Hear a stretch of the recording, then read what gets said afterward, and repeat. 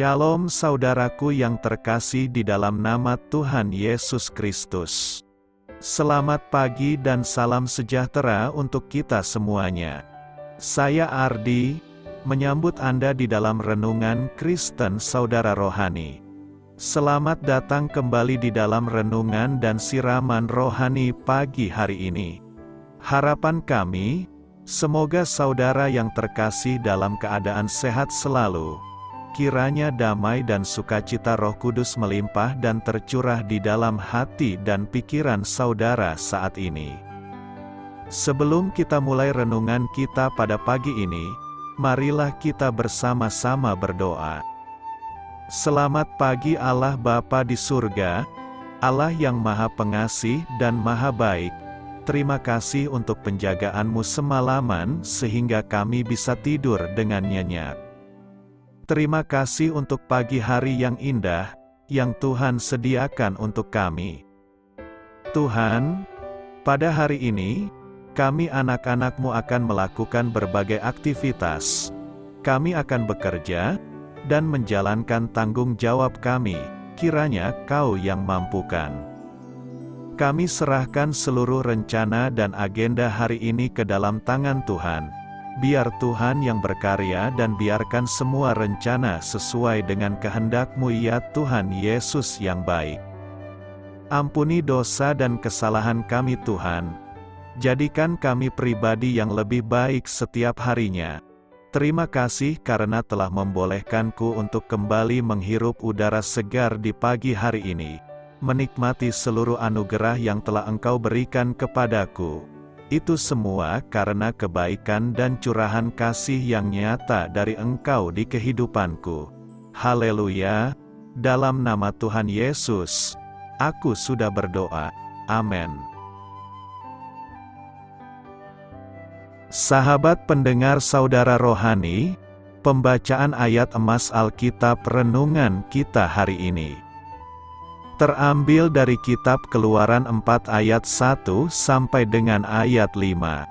Lalu sahut Musa, "Bagaimana jika mereka tidak percaya kepadaku dan tidak mendengarkan perkataanku, melainkan berkata, Tuhan tidak menampakkan diri kepadamu?" Tuhan berfirman kepadanya, "Apakah yang di tanganmu itu?" Jawab Musa, "Tongkat." Firman Tuhan, "Lemparkanlah itu ke tanah."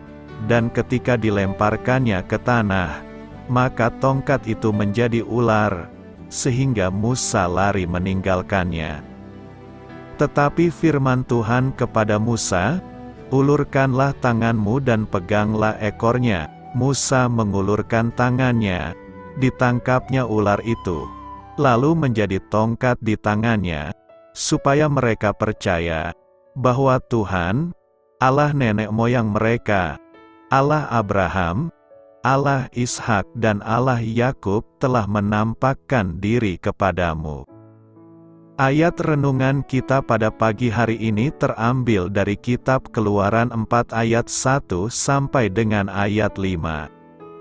Inti dari ayat emas renungan kita adalah, Tuhan berfirman kepada Musa, "Apakah yang di tanganmu itu?" Mari kita mulai renungan pagi kita. Kata-kata bijak yang dapat kita petik adalah memakai yang sudah Allah sediakan. Renungan kita pada hari ini ditulis dan disusun oleh Win Collier. Mari kita mulai kisah inspiratif. Gedung Balai Kota di Brisbane, Australia, adalah proyek mengagumkan yang dibangun pada dekade 1920-an. Tangga marmernya yang berwarna putih menggunakan bahan yang sama seperti yang dipakai Michelangelo untuk membuat patung David. Menaranya mencerminkan Basilika Santo Markus di Venesia, dan kubah tembaganya adalah yang terbesar di belahan bumi bagian selatan. Awalnya pihak pembangun berniat menaruh patung malaikat kedamaian berukuran raksasa sebagai hiasan di puncaknya. Tetapi mereka kehabisan dana. Seorang tukang pipa bernama Fred Johnson mempunyai ide brilian. Ia menggunakan tangki toilet, tiang lampu yang sudah usang, dan potongan-potongan logam bekas untuk membuat bola ikonik yang hingga kini telah menghiasi menara tersebut selama hampir 100 tahun. Seperti Fred Johnson menggunakan apa yang ia miliki, kita pun dapat turut serta dalam karya Allah dengan apapun yang kita miliki, besar atau kecil. Ketika Allah memerintahkan Musa untuk membawa bangsa Israel keluar dari Mesir, Musa menolak keras, "Bagaimana jika mereka tidak mendengarkan perkataanku?" Allah menjawab dengan pertanyaan sederhana, "Apakah yang di tanganmu itu?" Musa sedang memegang sebatang tongkat sederhana. Allah pun memerintahkan Musa untuk melemparkan tongkat itu ke tanah. Maka tongkat itu menjadi ular, lalu dia memerintahkan Musa untuk mengambil ular itu, dan ular tersebut berubah lagi menjadi tongkat. Allah menjelaskan bahwa yang perlu Musa lakukan hanyalah membawa tongkat itu dan mempercayai Allah yang akan bekerja selanjutnya, yang luar biasa. Dia kemudian menggunakan tongkat di tangan Musa tadi untuk melepaskan Israel dari cengkeraman Mesir. Apa yang kita miliki mungkin tampak tidak cukup berarti bagi kita, tetapi bersama Allah, apapun yang kita miliki sangat cukup. Dia sanggup memakai milik kita yang biasa-biasa saja untuk menggenapi karyanya. Marilah kita renungkan di dalam hati kita, hal sederhana apa yang dapat Anda pakai untuk Allah? Mengapa penting bagi Anda untuk mempercayakan hal itu kepadanya? Hal ini patut kamu ketahui dan menambah wawasan kamu. Dalam Keluaran 3-4, kemanusiaan Musa tampak jelas. Sang Nabi Agung juga adalah manusia biasa yang perasaannya dapat kita selami. Karena takut, ia menolak untuk menerima amanat Allah untuk memimpin umatnya keluar dari perbudakan.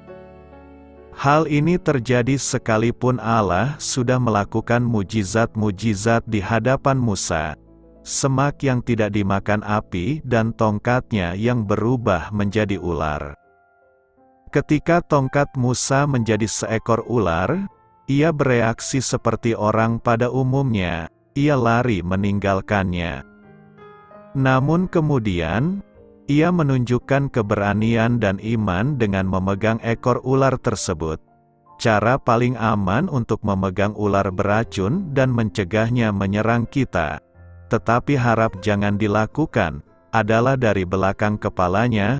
Kuasanya tidak terletak pada tongkat Musa atau diri Musa itu sendiri, melainkan pada Allah Israel, yang kekuatannya tidak tertandingi oleh dewa-dewa Mesir, termasuk sang ular. Bertekunlah dalam doa. Kolose 4 ayat 2 berkata, "Bertekunlah dalam doa dan dalam pada itu berjaga-jagalah sambil mengucap syukur." Bertekun dalam doa adalah nasihat penutup Rasul Paulus dalam suratnya kepada jemaat Kolose. Bertekun dan berjaga-jaga di dalam doa, serta banyak menaikkan doa-doa ucapan syukur dan doa untuk pemberitaan Injil. Kita juga perlu berjaga-jaga di dalam doa-doa kita karena hari-hari terakhir ini kita sedang memasuki era peperangan rohani yang besar. Iblis tidak akan tinggal diam dengan penuaian yang akan terjadi. Ia akan mulai mengacaukan pemberitaan Injil yang akan terjadi. Kita perlu banyak berdoa bagi pemberita-pemberita Injil, gereja dan anak-anak Tuhan agar penginjilan dapat terjadi tanpa gangguan si jahat. Berdoalah sampai Tuhan melawat hidup kita, keluarga, gereja, kota dan bangsa. Jangan berhenti berdoa. Dalam nas hari ini, setidaknya ada hal penting yang harus kita lakukan dalam berdoa, yakni: pertama, teruslah bertekun dalam doa. Jangan menyerah, teruskanlah kerajinan yang sudah kita tunjukkan dalam doa harian kita.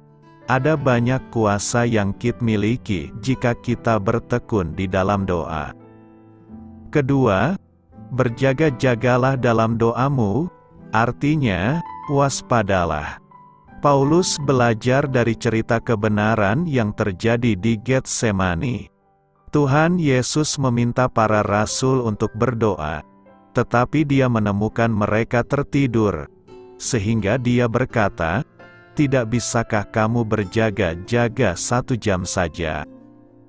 Berdoalah dan berjaga-jagalah, sehingga kamu tidak jatuh dalam pencobaan." Kita harus waspada saat kita berdoa, waspada terhadap melanturnya pikiran kita, terhadap pengulangan yang tidak berarti, terhadap ekspresi dan pendapat yang tidak berarti, terhadap keinginan yang egois dan terbatas pada diri sendiri. Dan kita juga harus berjaga-jaga terhadap apa yang baik. Terutama kita harus sensitif pada pimpinan Tuhan dalam doa-doa kita seperti yang diajarkan dalam Alkitab. Tuhanlah yang bekerja di dalam kita untuk berkehendak terhadap doa-doa kita, tetapi kita akan selalu mengalami pemampuan ilahi sebagai pengambil keputusan dan penyelesaian. Ketiga, kita bersyukur atas segala sesuatu dalam doa-doa kita. Setiap hari kita harus mensyukuri semua berkat dan pembertian serta pertolongan yang telah kita rasakan dan terima dari Tuhan. Dengan bersyukur hati kita tenang. Dengan bersyukur kita terhindar dari sikap mengeluh dan bersungut-sungut. Ketika kita bersyukur maka kita bisa menerima hidup kita apa adanya. Tidak ada beban dalam hidup kita, tetapi kita merasakan sukacita dan nikmat hidup. Karena itu, teruslah berdoa agar kita memperoleh kekuatan dari Tuhan. Jangan menambahi dan mengurangi. Ulangan 4 ayat 2 berkata, "Janganlah kamu menambahi apa yang kuperintahkan kepadamu dan janganlah kamu menguranginya. Dengan demikian kamu berpegang pada perintah Tuhan, Allahmu, yang kusampaikan kepadamu." Janganlah kamu menambahi apa yang kuperintahkan kepadamu dan janganlah kamu menguranginya.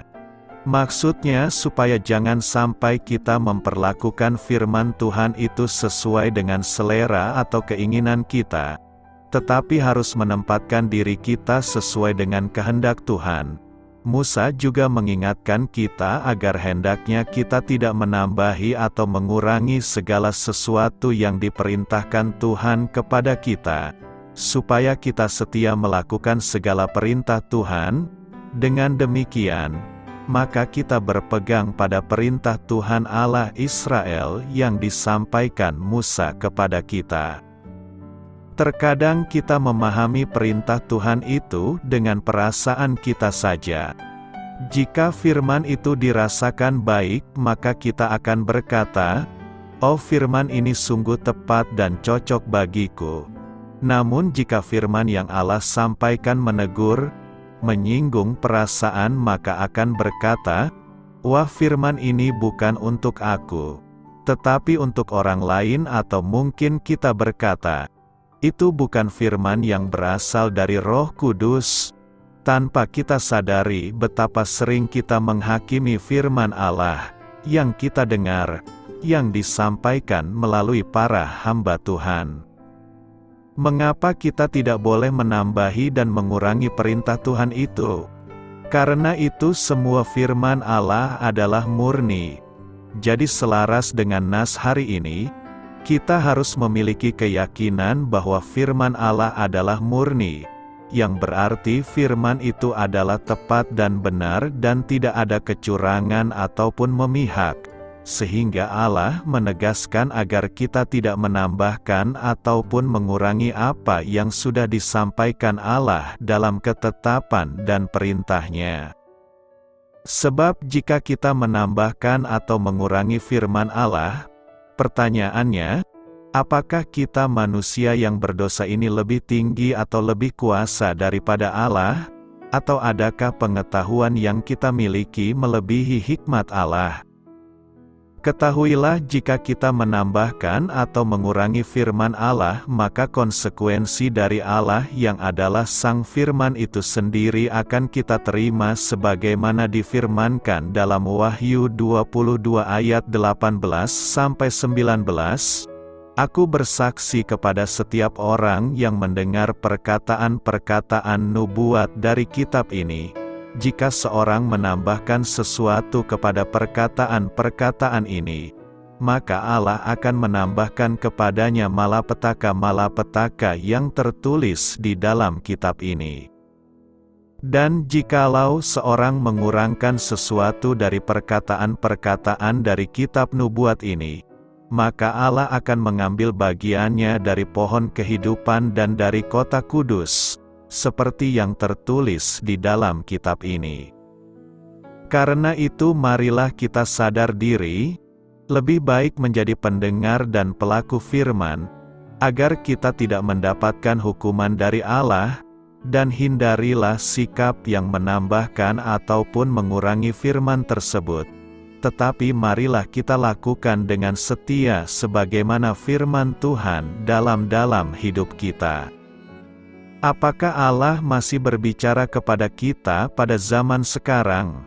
Alkitab mencatat bahwa Allah berulang kali berbicara dengan cara yang dapat didengar kepada bermacam-macam orang. Pada zaman ini, tidak ada alasan mengapa Allah tidak bisa atau tidak mau berbicara kepada seseorang dengan cara yang dapat didengar. Dari ratusan kali peristiwa Allah berbicara, sebagaimana dicatat dalam Alkitab, kita perlu mengingat bahwa itu terjadi dalam kurun waktu 4000 tahun sejarah peradaban manusia. Allah berbicara secara kedengaran adalah pengecualian, bukan kebiasaan. Ketika Alkitab mengatakan Allah berbicara, tidaklah jelas apakah itu mengacu kepada suara yang kedengaran dalam hati atau kesan yang muncul dalam pikiran. Allah masih tetap berbicara kepada orang-orang pada zaman sekarang ini. Pertama-tama, Allah berbicara kepada kita melalui firman-Nya. Melalui Yesaya 55 ayat 11, kita diberitahu, "Demikianlah firman-Ku yang keluar dari mulut-Ku. Ia tidak akan kembali kepadaku dengan sia-sia, tetapi ia akan melaksanakan apa yang Kukehendaki, dan akan berhasil dalam apa yang Kusuruhkan kepadanya." Alkitab mencatat kalau kata-kata Allah kepada kita dalam segala hal dalam rangka supaya kita bisa diselamatkan dan untuk menghidupi kehidupan Kristiani kita. Dalam 2 Petrus 1 ayat 3-4, Petrus menyatakan, "Karena kuasa ilahinya telah menganugerahkan kepada kita segala sesuatu yang berguna untuk hidup yang saleh oleh pengenalan kita akan Dia, yang telah memanggil kita oleh kuasa-Nya yang mulia dan ajaib. Dengan jalan itu Ia telah menganugerahkan kepada kita janji-janji yang berharga dan yang sangat besar, supaya olehnya kamu boleh mengambil bagian dalam kodrat ilahi, dan luput dari hawa nafsu duniawi yang membinasakan dunia." Kedua, Allah berbicara melalui kesan, kejadian dan pikiran. Allah menolong kita untuk membedakan yang benar dari yang salah melalui hati nurani kita. Allah bekerja menyelaraskan pikiran kita dengan pikirannya. Allah mengizinkan kejadian-kejadian dalam hidup kita untuk mengarahkan, mengubah, dan menolong kita bertumbuh secara rohani.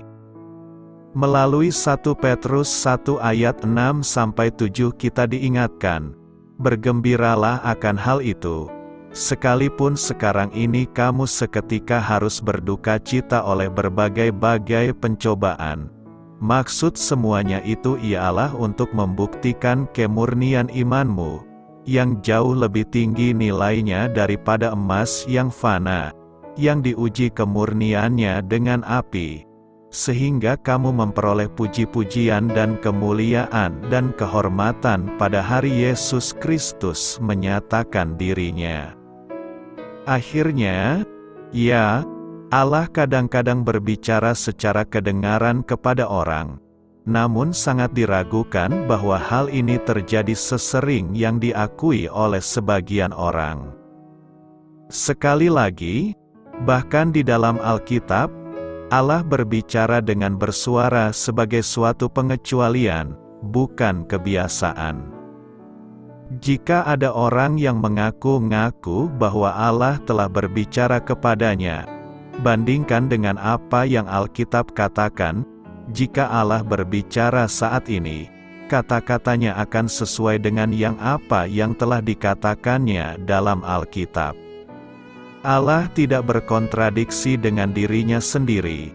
Melalui 2 Timotius 3 ayat 16-17 ditegaskan, segala tulisan yang diilhamkan Allah memang bermanfaat untuk mengajar, untuk menyatakan kesalahan, untuk memperbaiki kelakuan dan untuk mendidik orang dalam kebenaran. Dengan demikian tiap-tiap manusia kepunyaan Allah diperlengkapi untuk setiap perbuatan baik. Menjadi pemberita firman, hari ini kita akan membahas tema, menjadi pemberita firman Tuhan selalu orang anggap adalah dengan cara berkhotbah di mimbar dan harus belajar ke sekolah teologi. Selain itu, pemberita firman Tuhan dipahami ialah mereka yang menerima tahbisan, pendeta, guru jemaat, biblofro, diakons, dan sintua. Pemahaman ini tidak salah sebab merekalah yang sering secara verbal kita lihat pemberita firman Tuhan baik di gereja, keluarga dan masyarakat. Menjadi pemberita firman tidak hanya anggapan seperti di atas tadi. Pemberita firman Tuhan itu berlaku bagi semua orang. Sebagai kepala rumah tangga, sebagai ibu rumah tangga, sebagai pegawai negeri atau swasta, sebagai pengusaha atau wira swasta, sebagai sopir atau masinis atau pilot, sebagai tukang sapu, pebisnis, penjual koran, dan lain-lain juga adalah pemberita firman. Memberitakan firman tidak harus fasih berkata-kata seperti berkhotbah, tetapi kita memberitakan firman Tuhan melalui tutur kata, pola laku, tindakan, dan perbuatan kita kepada semua orang itulah juga pemberita firman. Sebagai orang percaya kita bersama-sama memberitakan firman Tuhan kepada semua orang. Kita memberitakan firman Tuhan dalam keseharian kita, melalui tutur kata dan sikap sopan santun kita di kantor, di pasar, di ladang atau sawah. Orang merasakan kehadiran Tuhan saat kita berada bersama-sama dengan keluarga, sahabat dan rekan-rekan kita. Mereka merasakan ada kebaikan, kebahagiaan yang keluar dari dalam diri kita. Itulah pemberita firman. Kita semua adalah pemberita firman Tuhan. Firman Tuhan ini bukan hanya untuk Timotius, tetapi untuk semua gereja Tuhan, orang-orang percaya yang telah dipanggilnya dan menerima kasih Tuhan yang besar. Kesempatan dan tanggung jawab untuk memberitakan Injil adalah milik kita semua. Mungkin kita berkata, "Aku tidak tahu caranya. Bagaimana ya? Aku bukan pendeta atau penginjil." Setiap orang percaya yang menerima Yesus Kristus sebagai Tuhan, di dalam dirinya ada firman yang hidup. Di mana dan kemana ia sedang memberitakan firman itu, kamu adalah kitab terbuka yang dikenal dan dibaca oleh semua orang, ide-ide hasil pemikiran kita, tutur kata dan cara penyampaian bahasa, juga semua karya yang dihasilkan, sesungguhnya adalah buah pemberitaan Injil, yang Tuhan tanam di dalam diri kita. Masalahnya, apakah kita berani menyaksikan itu kepada orang lain? Bahwa semua itu datang dari kasih Allah yang besar bagi kita, melalui karya Yesus. Sebagai pemberita firman Tuhan, jangan mengubah berita kabar baik itu. Pusat dari pemberitaan adalah Allah sendiri. Kasih-Nya yang besar yang diberikan kepada manusia yang sesungguhnya tidak pantas menerimanya, diberikan melalui Yesus Kristus sebagai penebus, dan bagaimana manusia yang ditebus itu hidup dalam ketaatan.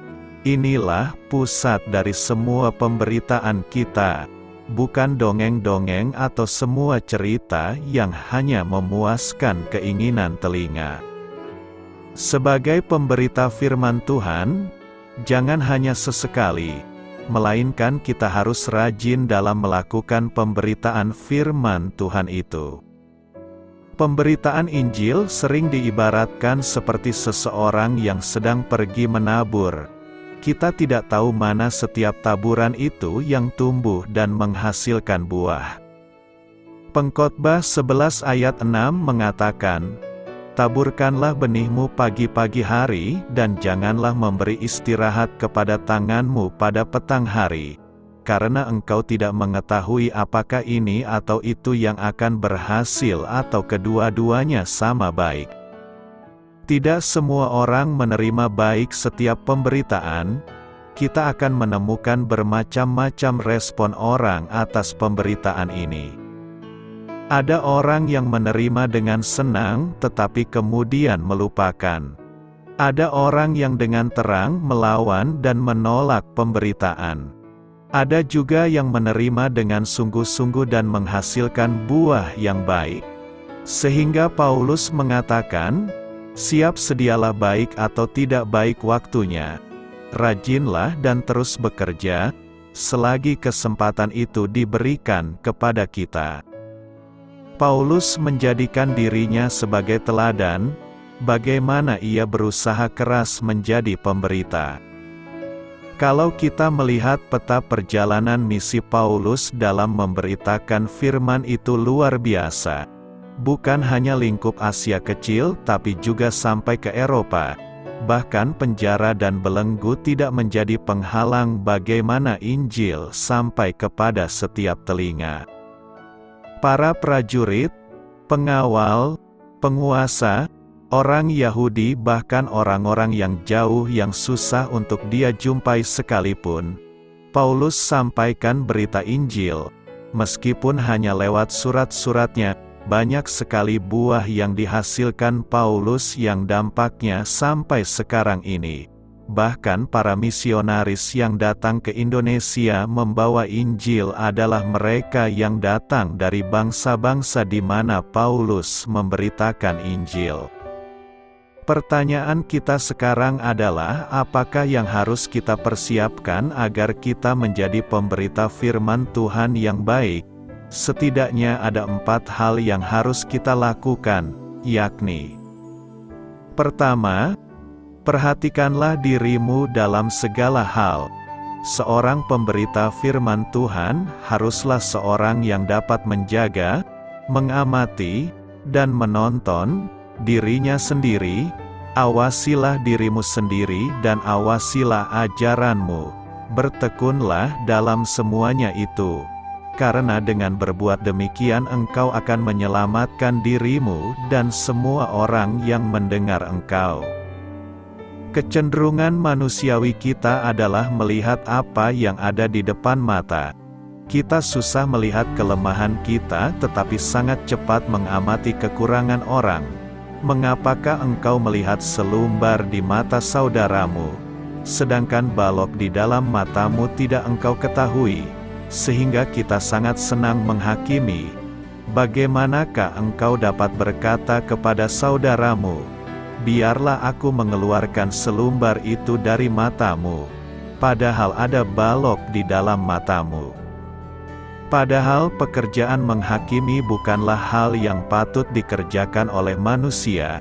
Jangan kamu menghakimi, supaya kamu tidak dihakimi, karena sudah jelas ukuran penghakiman kita tidak layak dan kita sendiri pun penuh kelemahan. Karena dengan penghakiman yang kamu pakai untuk menghakimi, kamu akan dihakimi, dan ukuran yang kamu pakai untuk mengukur, akan diukurkan kepadamu. Kedua, tahan menderita. Kristianitas adalah tindakan secara rela untuk memikul salib. Lalu Yesus berkata kepada murid-muridnya, "Setiap orang yang mau mengikut aku, ia harus menyangkal dirinya, memikul salibnya dan mengikut aku." Kita tidak dipanggil menjadi umat Kristiani dengan garansi tanpa penderitaan. Bahkan sejatinya kekristenan adalah penderitaan. Mengapa? Karena kita ditempatkan di dunia ini dengan kewajiban untuk tidak menjadi sama dengan dunia. Kita harus berbeda dengan gaya hidup duniawi. Janganlah kamu menjadi serupa dengan dunia ini, tetapi berubahlah oleh pembaharuan budimu, sehingga kamu dapat membedakan manakah kehendak Allah, apa yang baik, yang berkenan kepada Allah, dan yang sempurna. Bahkan secara khusus Paulus mengatakan bahwa orang yang hendak menjadi pelayan Tuhan, akan menderita aniaya. Memang setiap orang yang mau hidup beribadah di dalam Kristus Yesus akan menderita aniaya. Jadi orang yang menganggap bahwa menjadi hamba Tuhan akan selalu baik-baik saja harus mulai mengerti bahwa jawatan pelayanan dalam gereja adalah sebuah pekerjaan memikul salib yang berat. Namun demikian Paulus berpesan kita tidak perlu khawatir karena Dia akan selalu menolong dan menguatkan kita untuk menahan penderitaan. Ketiga, lakukan pekerjaan pemberita firman Tuhan dengan sebaik-baiknya. Pemberita firman Tuhan bukan sekedar jawatan, tetapi merupakan pengabdian tanpa mengenal batas dan waktu. Seorang pelayanan bukanlah seorang pemalas yang ogah-ogahan dan berpangku tangan. Seorang hamba Tuhan tidak cukup berdiri di depan pintu gereja dengan senyum dan menyalami jemaat saat pulang gereja. Tetapi dia harus pergi dan berusaha dengan keras agar Injil diberitakan. Gereja di mana kita hidup hari ini mengalami degradasi. Para pendeta menjadi gemuk dengan perut membuncit karena lebih senang duduk-duduk di kantor gereja tanpa merasa perlu lagi memberitakan Injil. Kebanyakan pendeta juga terlena dengan jumlah pengunjung ibadah raya sehingga tidak merasa perlu bekerja dengan keras lagi menjangkau jiwa di luar sana. Yang paling menyedihkan adalah banyak pelayan di gereja yang bekerja karena dorongan perut bukan dorongan hati. Mereka melayani karena perut mereka, atau dengan kata kasar, mereka hanyalah sebatas pelayan amplop, sebab orang-orang demikian tidak melayani Kristus, Tuhan kita, tetapi melayani perut mereka sendiri. Dan dengan kata-kata mereka yang muluk-muluk dan bahasa mereka yang manis mereka menipu orang-orang yang tulus hatinya. Sejatinya, Alkitab mengatakan bahwa pelayanan yang benar adalah pelayanan yang menjangkau jauh keluar tembok gereja, ibadah yang murni dan yang tak bercacat di hadapan Allah, Bapa kita, ialah mengunjungi yatim piatu dan janda-janda dalam kesusahan mereka, dan menjaga supaya dirinya sendiri tidak dicemarkan oleh dunia. Keempat, tuntaskanlah pelayananmu. Pelayanan seorang Kristiani adalah sampai akhir hayat. Tidak ada istilah pensiun dalam pelayanan. Saya adalah salah seorang yang menentang aturan emeritus dalam jawatan gereja. Kita tidak boleh pensiun sampai Tuhan memanggil kita pulang. Rasul Paulus mengatakan bahwa ia sudah sampai ke garis finish. Dia telah berhasil mengakhiri pertandingan imannya melawan dunia. Ia telah setia memelihara iman kepada Yesus Kristus selama hidup. Aku telah mengakhiri pertandingan yang baik. Aku telah mencapai garis akhir dan aku telah memelihara iman. Ada sebuah terjemahan yang indah, "To do your job well." Benar, dalam menunaikan tugas pelayanan, kita harus bekerja dengan baik, jangan serampangan dan asal jadi. Jadilah pelayan yang mengerjakannya dengan sungguh dari dasar hati sampai engkau kelak kembali dipanggil pulang olehnya. Pertanyaan kita selanjutnya adalah, apakah yang menjadi alasan mengapa kita harus menjadi pemberita firman Tuhan? Pertama, karena mandat Allah. Panggilan pemberita firman Tuhan adalah panggilan setiap orang percaya. Memang dalam surat ini secara khusus Paulus memberi mandat kepada Timotius untuk memberitakan firman Tuhan. Tetapi perintah atau mandat untuk memberitakan firman Tuhan bukan berasal dari Paulus, tetapi dari Allah. Begitu pula cakupannya bukan semata ditujukan kepada Timotius, tetapi juga ditujukan kepada setiap orang percaya, karena setiap orang percaya adalah imamat yang rajani. Ini konsep yang baru dan berbeda dengan era dalam Perjanjian Lama di mana pemberita firman Tuhan hanya sebatas kepada orang-orang tertentu. Setiap orang percaya berhak dan bertanggung jawab untuk memberitakan firman Tuhan. Tetapi sebagai pemberita ada hal penting yang perlu diketahui agar memiliki pemahaman yang benar dalam memberitakan firman Tuhan. Kedua, karena pemberita firman Tuhan hendak membawa berita keselamatan. Alkitab adalah berita keselamatan dan kebenaran Allah yang memerdekakan. Firman itu harus diberitakan kepada setiap orang agar menjadi pedoman bukan sebagai kenang-kenangan, sehingga iman mereka bertambah kian dewasa dan tidak bercacat cela. Barang siapa yang menerima firman Tuhan yang didengar saat firman itu diberitakan akan menjadi alat pacu untuk meresponi keselamatan dan pemateraian Roh Kudus, dan penghayatan terhadap firman Tuhan akan membuat hidupnya kian bertambah baik. Begitu pula dengan damai sejahtera yang menyelubungi hati adalah hasil yang diperoleh akibat penerimaannya akan firman Tuhan. Timotius memiliki seorang ayah kafir, tetapi ibunya Eunike dan neneknya Lois adalah orang percaya yang menuntun dia kepada keselamatan. Firman Tuhan yang diajarkan kepadanya sejak di usia dini menyebabkan Timotius meresponi keselamatan dari Allah. Selanjutnya, Paulus kian melengkapi Timotius dengan pengajaran yang benar dan pola hidup yang selaras dengan kebenaran firman Tuhan. Ketiga, pemberita firman Tuhan akan membawa transformasi kehidupan. Seorang ateis berkata kepada seorang kepala suku di Afrika ketika melihat anaknya sedang membaca Alkitab. Dengan sikap mengejek, ateis tersebut sesumbar berkata, "Kenapa kau izinkan anakmu membaca Alkitab?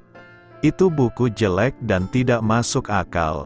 Lalu kepala suku berkata kepada ateis itu, "Karena Alkitab yang telah dibacanya itu maka kehidupannya mengalami perubahan."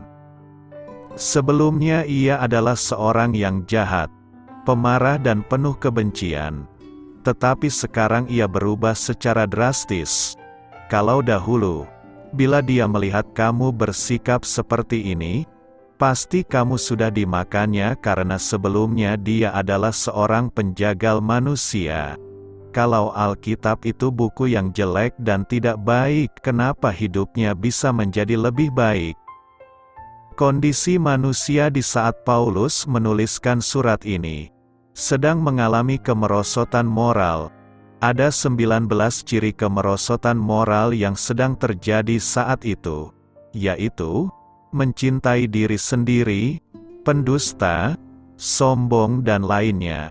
Paulus menegaskan bahwa kemerosotan moral itu dapat diantisipasi melalui pemberitaan firman Tuhan yang akan mentransformasikan kehidupan bagi siapa saja yang dengan segenap hati mendengarnya. Itu artinya, tidak satu pun buku yang dapat mengubahkan hidup manusia kecuali Alkitab.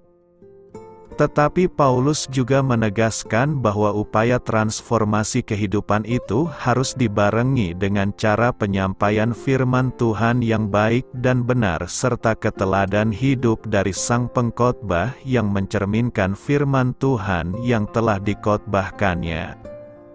Frase "kuasailah dirimu dalam segala hal" memberi indikasi bahwa pengkhotbah bukan semata menguasai teknik berkhotbah tetapi juga mampu menguasai perilakunya.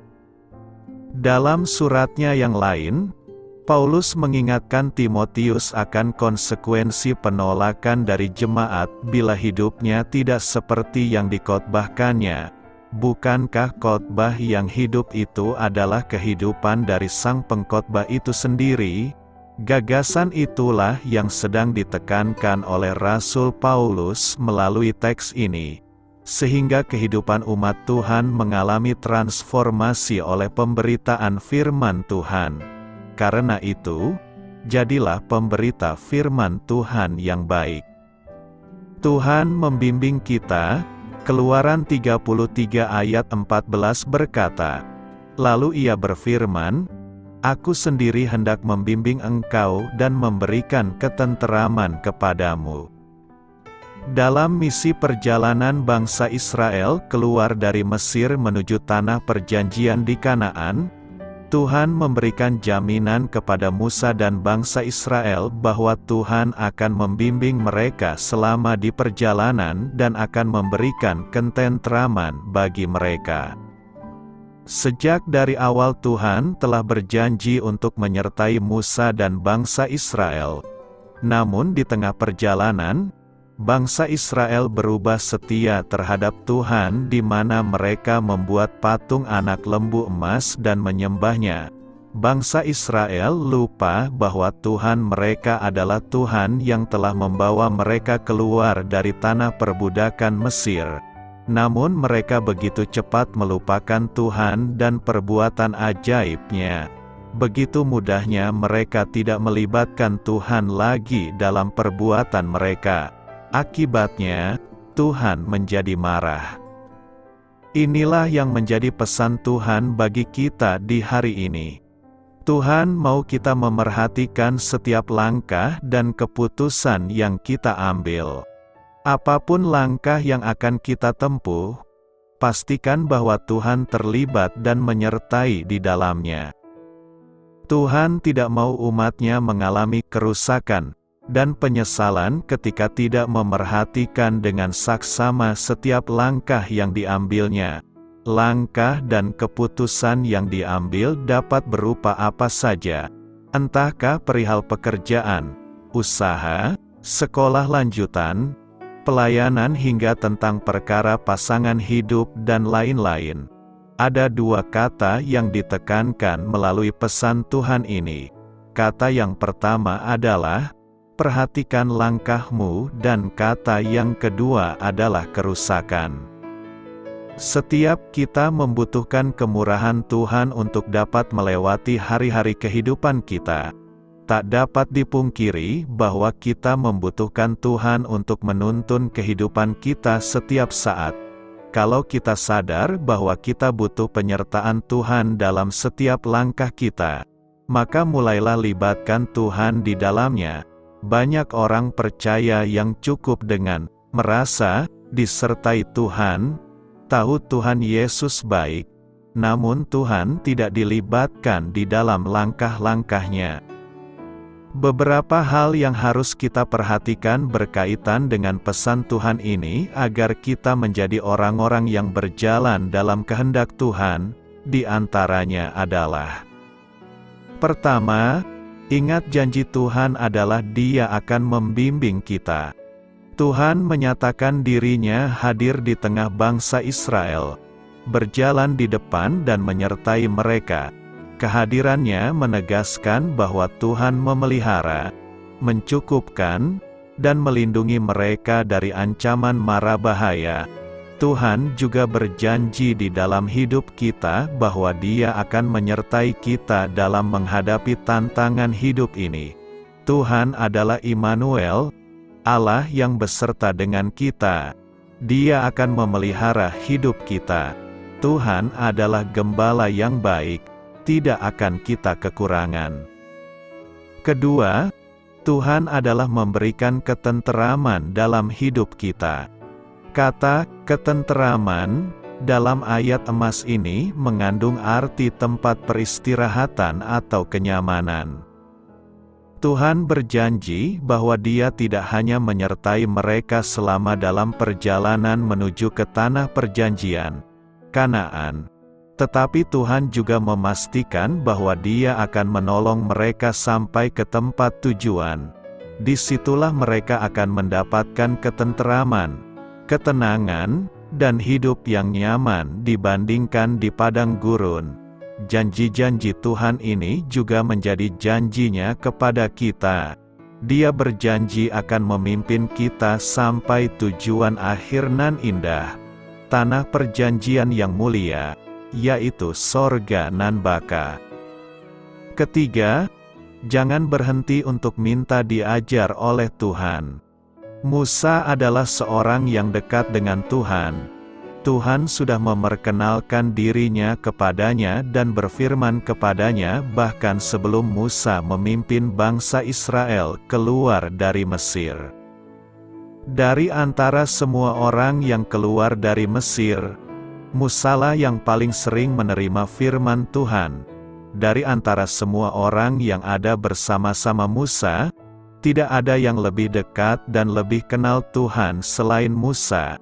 Sebelum doa yang dinaikkan Musa ini, bukankah Tuhan sudah sering datang berfirman dan memperkenalkan hukum-hukumnya kepadanya?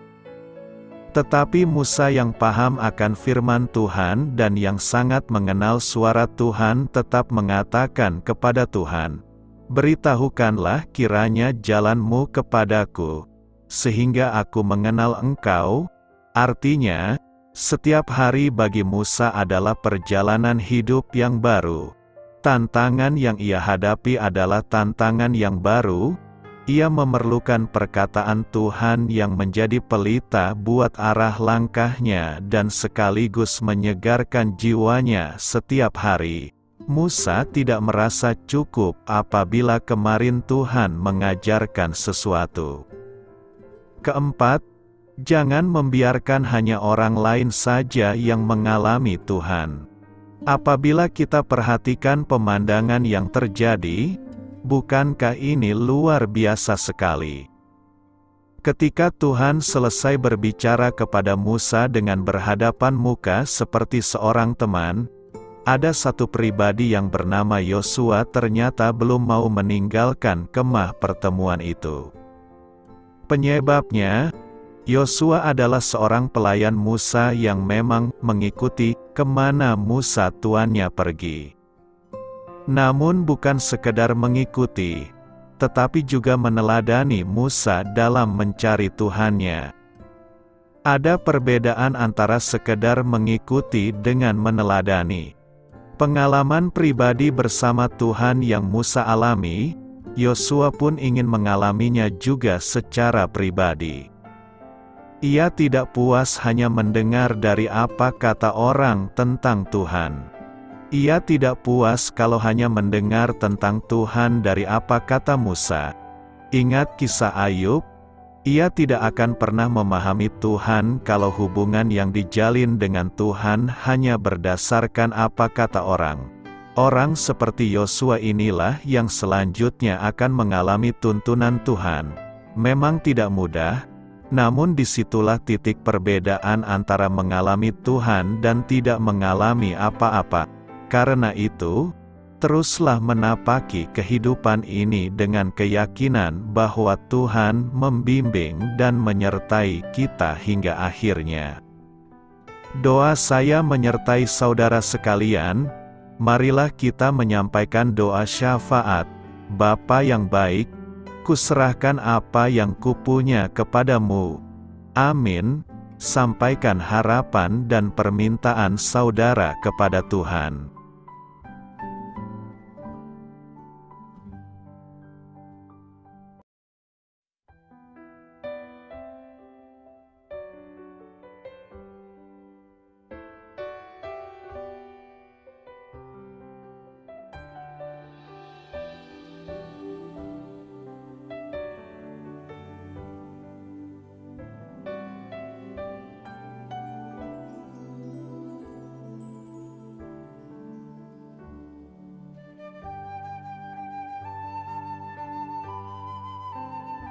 Marilah kita renungkan sahabat saudara rohani.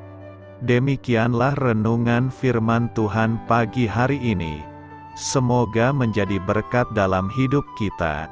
Dan sebelum kita memulai segala aktivitas kita pagi hari ini, marilah kita berdoa. Selamat pagi Bapa, malam hari telah berganti pagi. Kehidupan baru telah Engkau berikan kembali bagi kami.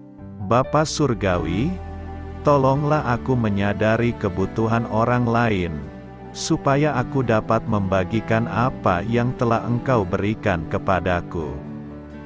Pada saat aku membutuhkan, berilah aku keyakinan bahwa Engkau akan mencukupkanku, melalui orang-orang yang mengasihi-Mu, bukan karena kami pantas atau layak, namun karena kasih karunia-Mu kami boleh ada, sebagaimana kami ada di pagi hari ini.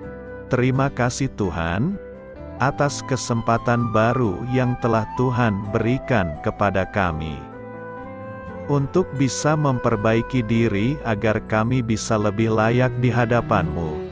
Hari ini kami serahkan semua perkara dan kesulitan yang akan kami lalui ke dalam tangan-Mu. Biarkanlah kami bisa memuliakan-Mu dalam segala aktivitas yang akan kami lakukan. Amin. Biarlah firman Tuhan menjadi pengingat untuk kita semua, bahwa tuntunan dari Roh Kudus akan selalu memberi jalan keluar bagi setiap permasalahan hidup kita, dan memberi kedamaian di hati kita. Sampai jumpa di renungan pagi saudara rohani berikutnya. Kiranya Tuhan selalu memberkati saudara semua hari ini. Amin. Shalom.